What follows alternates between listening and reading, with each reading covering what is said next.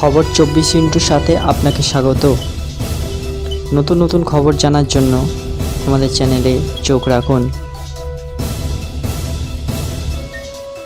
বসিরহাটের বিজেপি প্রার্থী রেখা পাত্রের দায়ের করা ইলেকশন পিটিশনের প্রেক্ষিতে নোটিশ জারি করল Kolkata high court. EVM ballot, CCTV, DVR নির্বাচনের সমস্ত কাগজপত্র সংরক্ষণ করার নির্দেশ দিয়েছেন বিচারপতি কৃষ্ণা রাও।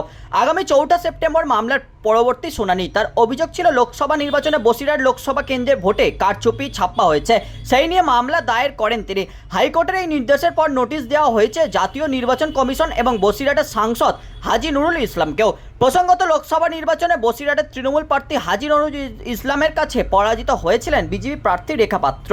ভোটে কারচুপির অভিযোগ তুলেছিলেন তিনি। রেখা ছাড়াও নির্বাচনে পরাজিত হয়েছিলেন বিজেপির কোচবিহারের প্রার্থী নিশীথ প্রামাণিক, ঘাটালের প্রার্থী হিরণ, ডায়মন্ড হারবার থেকে অভিজিৎ দাস, আরামবাগ থেকে অরূপকান্তি দিগরো। নির্বাচনের পর ফলাফলকে চ্যালেঞ্জ করে কলকাতা হাইকোর্টের দ্বারস্থ হয়েছিলেন বিজেপির 5 পরাজিত প্রার্থী। কলকাতা হাইকোর্টের প্রধান বিচারপতি টিএস শিবজ্ঞানম 5টি মামলায় 5টি পৃথক বেঞ্চে পাঠিয়ে দেন। রেখা পাত্রের মামলা রয়েছে বিচারপতি কৃষ্ণা রাওয়ের এজলাসে। চলতি বছরের শুরু থেকে সন্দেশখালী হয়ে ওঠে জাতীয় রাজনীতির কেন্দ্রবিন্দু।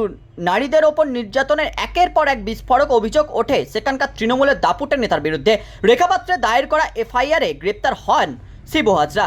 সেই রেখা পাত্রকেই লোকসভা নির্বাচনের প্রার্থী করে বিজেপি। সন্দেশখালীর আসনে জিতলেও গোটা লোকসভা কেন্দ্রে 3 লাখেরও বেশি ভোটে তৃণমূলের দাপুটে নেতা হাজী নুরুলের কাছে পরাজিত হন তিনি। ব্যুরো রিপোর্ট, খবর 24/7।